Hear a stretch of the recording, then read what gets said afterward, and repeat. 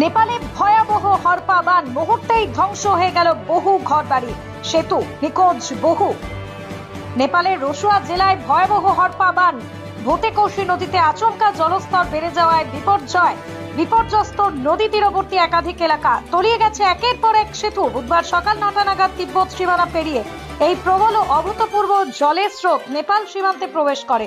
কোনো প্রকার পূর্ব সংকেত ছাড়া আচমকায় বিশাল মাত্রায় নদীর জল বেড়ে যাওয়ায় নদীর তীরবর্তী লোকালয়, বাজার ও গুরুত্বপূর্ণ সরকারি স্থাপনাগুলো সম্পূর্ণ জলের নিচে তলিয়ে গেছে।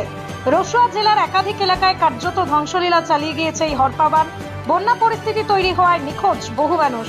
উত্তর নেপালে পাহাড় বেয়ে জলের স্রোত নেমে আসায় ভেসে গেছে একাধিক বড় বড় বিল্ডিং। পরিস্থিতি আরো ভয়াবহ হওয়ায় আশঙ্কায় নদীর তীরবর্তী বাসিন্দাদের নিরাপদ উঁচু এলাকায় সরে যাওয়ার নির্দেশ দেওয়া হয়েছে।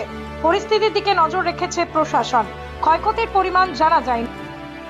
নেপালে ভয়াবহ হরপা বান, মুহূর্তেই ধ্বংস হয়ে গেল বহু ঘরবাড়ি, সেতু নিখোঁজ বহু।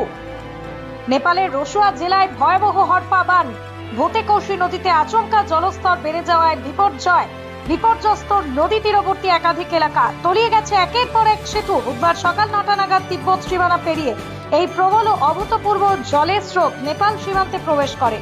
কোনো প্রকার পূর্ব সংকেত ছাড়া আচমকায় বিশাল মাত্রায় নদীর জল বেড়ে যাওয়ায় নদীর তীরবর্তী লোকালয়, বাজার ও গুরুত্বপূর্ণ সরকারি স্থাপনাগুলো সম্পূর্ণ জলের নিচে তলিয়ে গেছে। রসুয়া জেলার একাধিক এলাকায় কার্যত ধ্বংসলীলা চালিয়ে গিয়েছে এই হরপা বান। বন্যা পরিস্থিতি তৈরি হওয়ায় নিখোঁজ বহু মানুষ। উত্তর নেপালে পাহাড় বেয়ে জলের স্রোত নেমে আসায় ভেসে গেছে একাধিক বড় বড় বিল্ডিং। পরিস্থিতি আরো ভয়াবহ হওয়ায় আশঙ্কায় নদীর তীরবর্তী বাসিন্দাদের নিরাপদ উঁচু এলাকায় সরে যাওয়ার নির্দেশ দেওয়া হয়েছে। পরিস্থিতির দিকে নজর রেখেছে প্রশাসন। ক্ষয়ক্ষতির পরিমাণ জানা যায়নি।